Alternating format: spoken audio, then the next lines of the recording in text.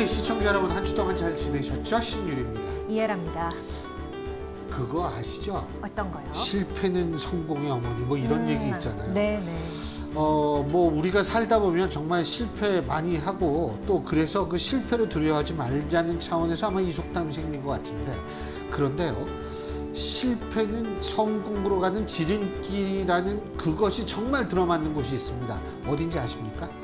바로 우주 예. 발사체 문제에서는 실패를 하면 성공을 할 가능성이 더 높아진대요. 네, 그렇군요. 그래서 뭐 우리도 누리호 지난번에도 한번 연기가 되고 뭐 여러 가지가 있었지 않습니까? 하지만 하여간 우리는 성공적으로 누리호를 우주에 쏘아 올렸고 인공위성을 제 궤도에 올려놨습니다. 세계에서 7번째입니다. 사실 말이에요. 네. 저도 평소에 그렇게 관심이 막 높았던 건 아니거든요. 근데 그날 딱 이걸 보니까 있잖아요. 막 마음이 막 심장이 벌떡벌떡 뛰고 뭉클하고요. 정말 뭉클하고 감동적이었는데 아마 여러분도 마찬가지였을 거라고 생각합니다. 오늘 바로 모실 분은 이 소위 말해서 누리호 발사체 아주 기여를 많이 하시고 총괄하셨던 분이죠. 네네. 이 누리호 3차 발사 성공 뒤에 정말 많은 분들의 땀과 노력이 있었잖아요. 그분들 중 한 분을 모셨는데요. 이 누리호 발사대를 총괄한 한국항공우주연구원의 강선일 발사대 팀장과 오늘 화상 연결로 인터뷰를 나눠보도록 하겠습니다. 팀장님 안녕하십니까? 안녕하십니까? 네, 안녕하십니까? 네. 네.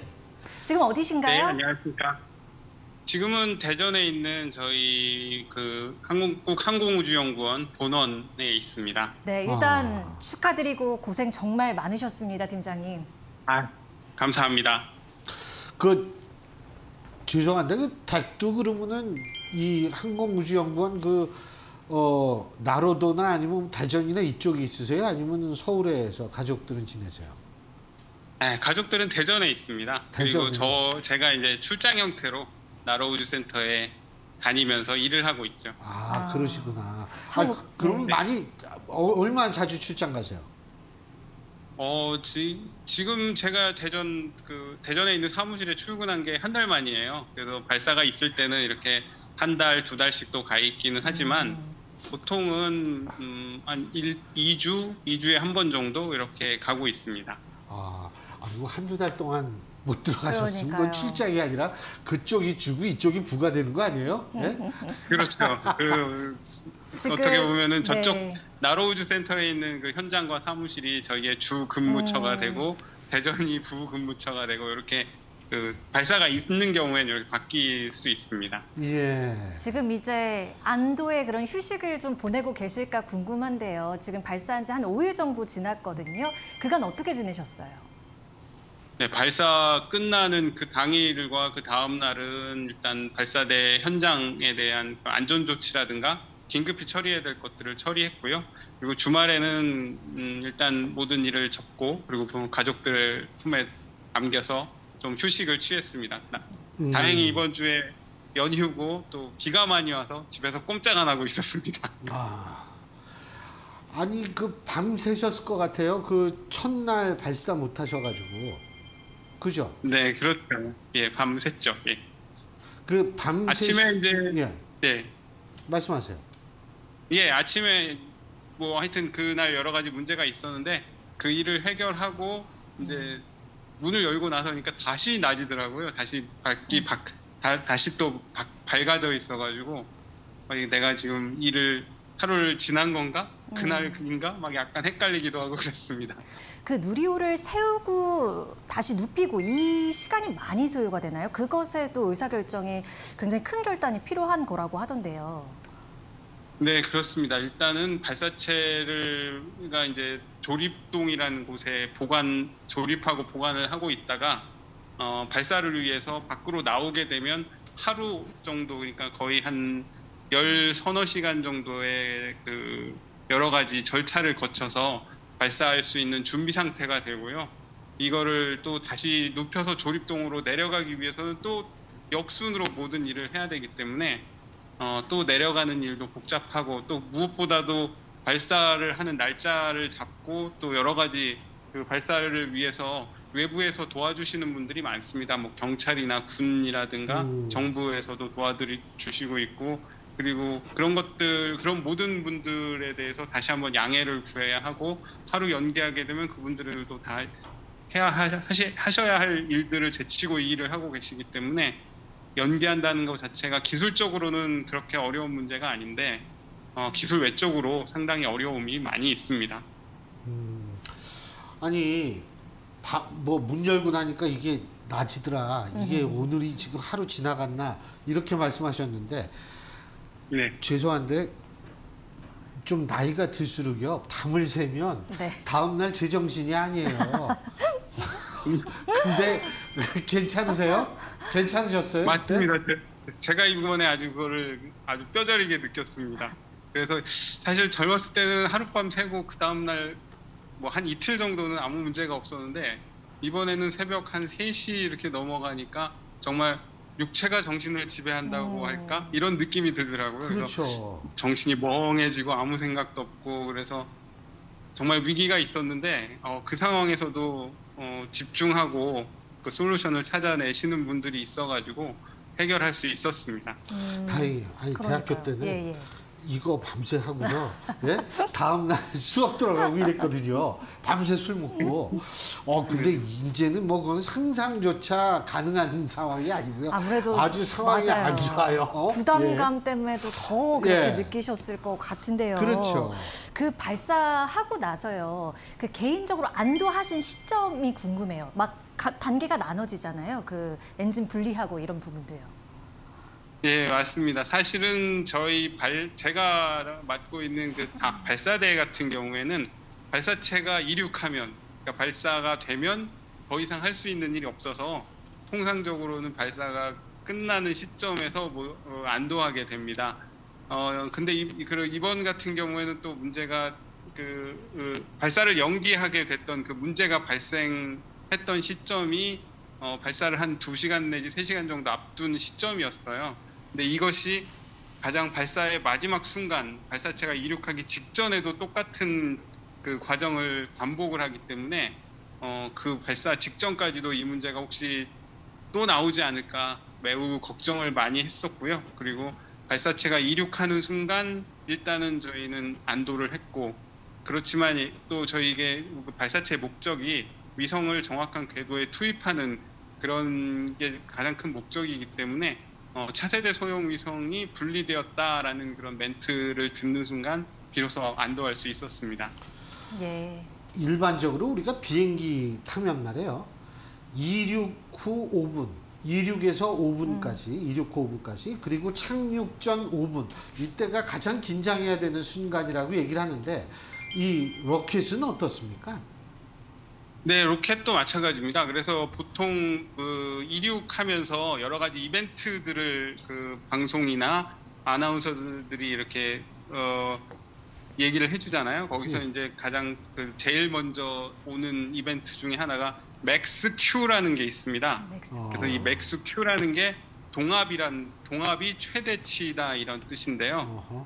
이게 올라가는 속도는 점점점 증가하게 되고요. 발사체가 또 연료를 소모하기 때문에 무게는 점점 더 가벼워지게 됩니다. 그래서 이게 어떤 시점에서는 무게가 가장 무거우면서 무게와 속도의 제곱의 곱이 최대치가 되는 시점이 있어요. 이 시점이 외부에서 발사체가 받는 하중이 가장 크다고 합니다. 그래서 그 시점을 통과하게 되면 보통 이제 발사체가 잘 이륙했고 어느 정도 비행을 잘 할 수 있다라고 보고 있는데요.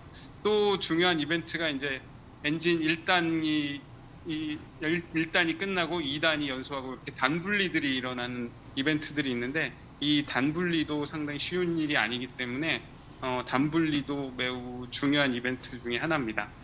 지금 여러 가지 이제 기술적인 말씀을 좀 해주셔서 제가 궁금해진 부분이, 지금 이게 누리호가 6차까지 발사가 되는 것으로 알고 있습니다. 그런데 이번에 조금 더 의미가 깊었던 것이 민간 기업이 일정 부분 도맡아 했다라는 부분이잖아요. 그런데 이제 이 영역이 더 확대될 것이다 이렇게 얘기를 하고 있어요. 그런데 일부에서 또 의견이 갈리는 것 같더라고요. 그러니까 민간 이항과 관련해서 다양한 의견이 전개되고 있는데 이 부분 이분과 관련해서는 어떤 의견 가지고 계십니까?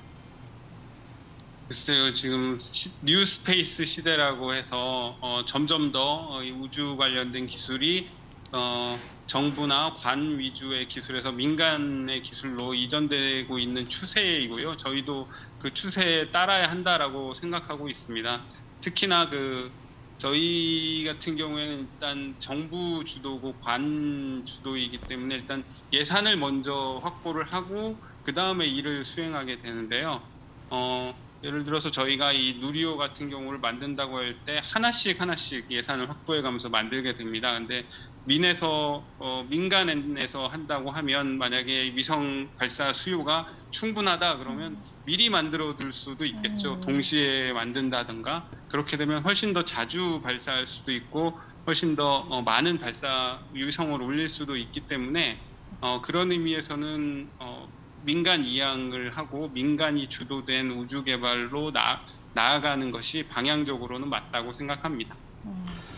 방향적으로 맞다는 거는 사실은 일단은 민간도 우리 지금 그 한국항공우주연구원처럼 이 축적된 지식과 기술이 있으면 이렇게 넘기면은 또 이게 받아가지고 할 수 있는데 아니 그쪽에서 뭐 이게 잘 모르고 있을 때에는 이쪽에서의 지식과 기술과 경험의 전수가 전제돼야 되는 거 아닌가요?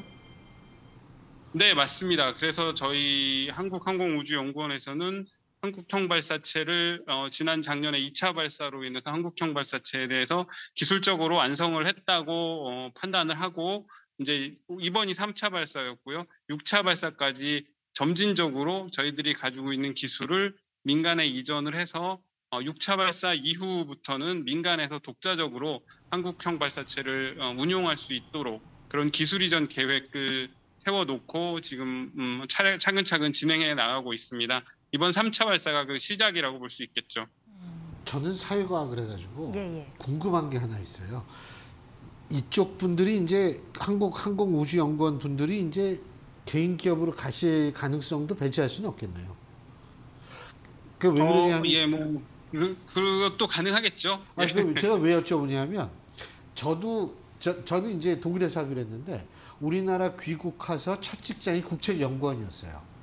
근데 국책연구원들이 원래 월급이 이렇게 많지가 않아요. 거기도 월급이 높지 않다라는 얘기를 많이 들었어요, 저는. 네? 그러니까 이제 근데 저는 그럼에도 불구하고 이분들이 세계에서 7번째로 그걸 쏘아 올릴 수 있었다는 거는 진짜 책임감과 사명감 없으면 안 되는 일이에요, 그게. 그게 저는 그러니까 더군다나 더 막 고개가 숙여지고 야 정말 대단한 분들이구나 이런 생각이 드는 거거든요. 근데 사기업으로 가면 좀 아무래도 월급도 올라가고 그럴 거니까 그래서 제가 여쭤본 거거든요. 그래서 네. 예. 일단 그 부분은 아직 잘 모르겠어요. 일단 이번에 성공했으니까 월급도 올려달라 그러셔야죠. 올려주셨으면 좋겠지만 모르겠습니다. 이제 우리가 해야 되는 건 뭐냐면 그 미국 테슬라 CEO가 하는 것처럼 스페이스X인가요? 이거 쏘고서 이게 다시 그 위성들을 다 궤도에 안착시킨 다음에 다시 돌아와서 이렇게 이 좀 경제성을 이제 추구해야 되는 단계가 아닌가 이런 생각도 어떻게 보세요? 재사용 발사체 같은 거 말씀하시는 건가요? 그렇죠. 네, 저희 연구원에서도 앞서 말씀드린 것처럼 이제 한국형 발사체에 대한 기술적인 완성도를 확인을 했고요. 이 한국형 발사체에 대해서는 민간의 기술 이양을 하게 되고, 그럼 이제 저희는 무엇을 하느냐 했을 때 그렇게 그 재사용 발사체를 위한 기술이라든가 아니면 지금 누리호보다 훨씬 더 좀 크고 좀 더 많은 화물을 실을 수 있는 그런 새로운 발사체를 개발하는 계획, 이렇게 여러 가지 다양한 계획을 가지고 저희는 저희 영역을 또 추구를 할 예정입니다. 그 재사용 관련된 것도 저희의 연구 과제 중에 하나로 지금 책정돼 있습니다. 참, 달에는 언제 가요? 달은 지금 현재는 2032년에 가서 태극기를 꽂는 것으로 계획이 돼 있고요. 30년. 이 달에 가기 위해서는 누리호보다는 조금 더 큰 발사체가 필요합니다. 그래서 올해부터 그 더 큰 발사체를 만들기 위한 그런 프로젝트가 시작이 됐습니다. 2032년이면 10년도 안 남았네요. 그렇네요. 그렇습니다. 예. 오, 생각보다 굉장히 빠른 시기 곧 다가와 있네요. 그거 유인 발사체, 유인으로 가는 겁니까? 달에? 아직은 무인인가? 무인으로 생각하고 무인이요? 있습니다. 그래도 그 달이 어디예요? 그러니까요. 예? 지금 뭐 하여간, 야, 이런 거 보면 그 세계에서 7번째죠, 우리나라가. 네, 저는 그 숫자에 대해서는 큰 의미를 부여하고 있지는 않지만 개인적으로 저는 굉장히 큰 의미 부여하거든요. 그 7번째 그거 엄청난데, 근데 말이에요. 제가 궁금한 것이 북한 말이에요. 북한도 네, 예. 지금 뉴스에 이제 나오는 게, 이 자신도 인공위성 쏘겠다. 예? 근데 이제 일본 같은 경우에는 가만히 안 있겠다. 왜냐하면, 팀장님, 인공위성 쏘는 거나 ICBM이나 같은 거죠, 사실은? 기술적으로 봤을 때 크게 다르지 않습니다. 물론 그 인공위성 같은 경우에는 지구 밖으로 나가서 궤도에 올라가야 한다라는 기술이고요. ICBM 같은 경우에는 지구 밖으로 나갔다가 다시 들어와야 한다. 아주 그 부분에서 큰 차이가 나지만 그 페이로드를 제외한 나머지 부분에서는 큰 차이가 없습니다. 예. 그러면은 박사님께서, 팀장님께서 생각하실 때 북한의 이 쏘는 기술이 어느 정도 수준이라고 판단하십니까? 글쎄요, 뭐 저희랑 누리호랑 비교했을 때는 뭐라 그럴까요? 그 체급은 비슷하지만 성숙도나 이런 측면에서는 저희 같은 훨씬 더 앞서 있다라고 보고 있고요. 그리고 특히나 그 북한은 아직까지 위성을 궤도에 올렸다라는 증거가 없거든요. 자기들은 올렸다고 주장을 하지만, 그렇다면은 마지막에 궤도 투입하기 위한 여러 가지 추력 조절 기술이라든가 궤도 자세 제어라든가 이런 여러 가지 그 마지막 완성도를 높일 수 있는 그런 기술에서 저희들보다 뒤처져 있는 것이 아닌가 그렇게 판단하고 있습니다. 그 성숙도라는 게 지금 말씀하신 그런 걸 기준으로 우리가 판단하는 건가요? 그러니까 뭐 이렇게 한번 비틀고 뭐 자세를 잡고 이런 기술 얘기하는 건가요? 그렇죠. 저희가 이번에 차세대 소형 위성을 550km 궤도에 투입을 해야 했습니다. 그러기 위해서는 그 차세대 소형 발사체가 분리되기 전에 정확히 550km 고도까지 상승을 해야 했고요. 그리고 속도도 7.6km라는 그런 속도가 필요했는데 그런 속도도 정확히 맞춰야 하고, 그리고 분리될 때 모양이라든가 간섭도 피해야 하고, 이런 것들이 아주 미세하게 제어가 되어야 하는 그런 측면들이 있는데, 이런 부분을 저희는 이번에 3차 발사를 통해서 완성을 했다고 볼 수 있고요. 아직까지 북한은 이번 발사를 두고 봐야 되겠지만 그런 부분에서는 완성됐다라는 증거는 아직 보이지 않고 있습니다. 네, 팀장님, 그 항우연 내에서 지금 발사대 총괄하고 계시는 건데 이 발사대에만 매달리는 인원이 좀 인력이 얼마나 되나요?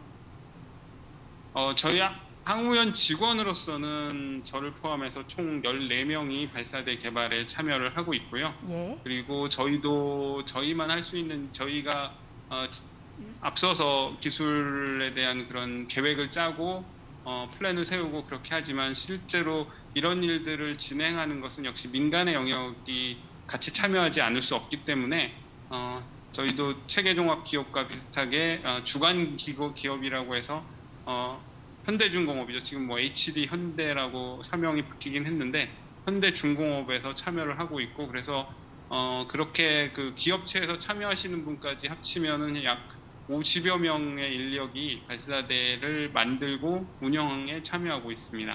와, 생각보다 적어요. 그렇죠. 저도 50여 명 예. 정도. 그러니까 다 박사급 연구 인력 50여 명을 말씀하시는 거죠.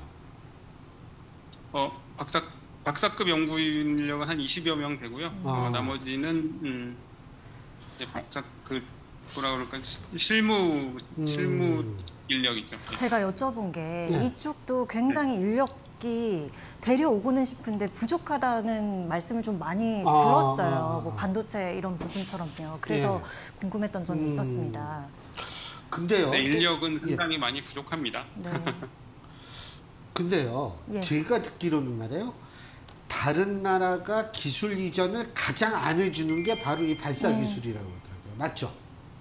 네, 맞습니다. 이게 바로 아까 질문하신 것처럼 ICBM과 저희 민간 발사체라는 게 거의 비슷하기 때문에 만약에 저희들에게 기술을 잘못 이전을 했다가 저희가 뭐 ICBM을 만든다든가 이렇게 되면 곤란하기 때문에 미국에서도 뭐 MTCR이라든가 이런 여러 가지 기술 통제를 통해서 기술 이전을 안 해주려고 계속 해왔고요. 그래서 저희는 이 누리호라든가 이런 것들을 독자적인 기술로 개발할 수밖에 없었고, 그래서 외부에서는 뭐 왜 그런 거 하는데 10년이나 걸리느냐, 뭐 다른 나라에서는 1950년에 다 만든 것들인데 왜 우리는 이제 하느냐, 그렇게 말씀하신 분들이 좀 종종 계신데요. 이렇게 저희가 독자적으로 볼트 하나까지 다 만들어야만 하는 부분이고 분야이기 때문에 10년이라는 시간이 필요했고, 그 10년 동안 볼트 하나까지 저희가 다 만들었기 때문에 누리호에 대해서 모든 것을 다 알고 있어서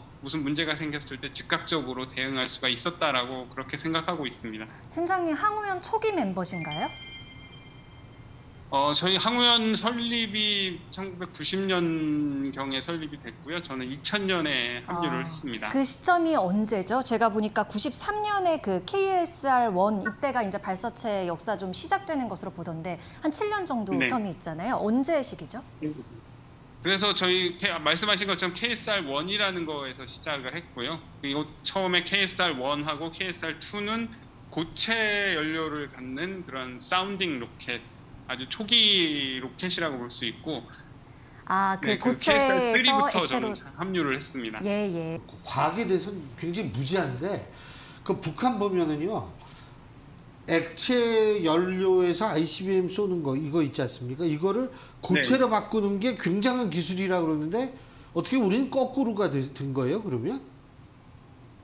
그렇진 않습니다. 지금 북한이 얘기하는 거는 고체 연료를 사용하는 발사체로서 대형의 발사체를 만들었다.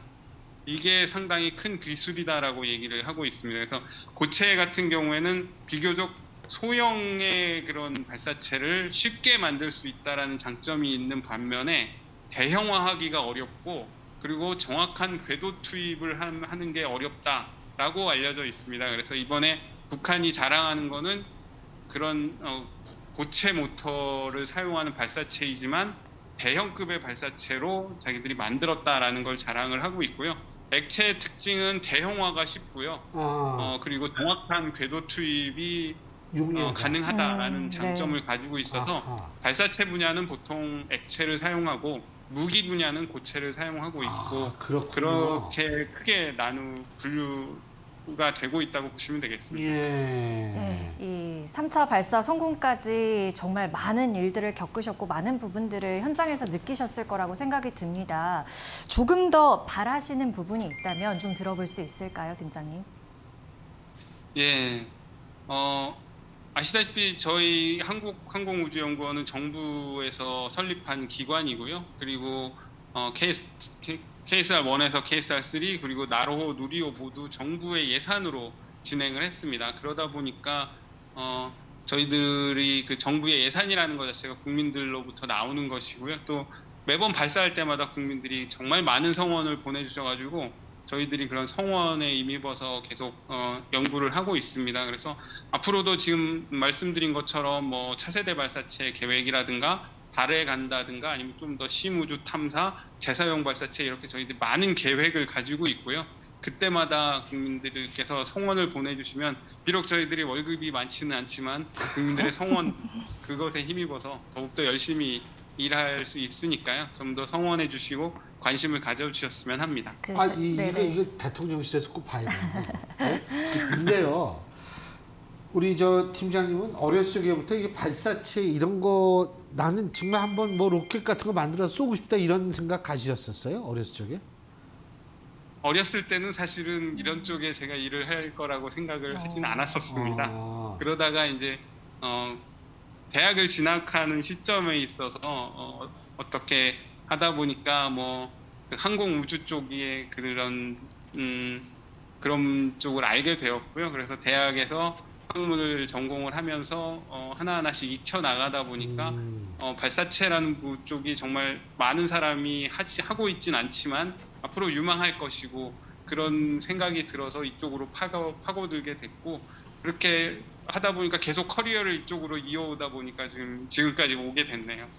네. 저랑 반대시네. 네? 그러세요. 저도 사실 뭐 정착을 전공해서 계속하리라고는 어렸을 적에는 전혀 생각을 안 했습니다. 근데 어떻게 하다 보니까 여기까지 온 거죠. 팀장님, 마지막으로 제가 팀장님을 여기 인터뷰에 초대하다 보니까 메신저 프로필을 보니까 고맙다 누리야 이렇게 써 있더라고요. 뭔가 굉장히 뭉클했는데 지금 이 시점에서 누리에게 한마디 남기신다면요? 수고했다 누리야 그렇게 남기고 싶습니다. 그렇죠. 한마디가 왜 이렇게 감동을 주죠? 예? 그 아주 멋있는 말씀이세요. 예? 그 다음번에 언제 또 쏘죠?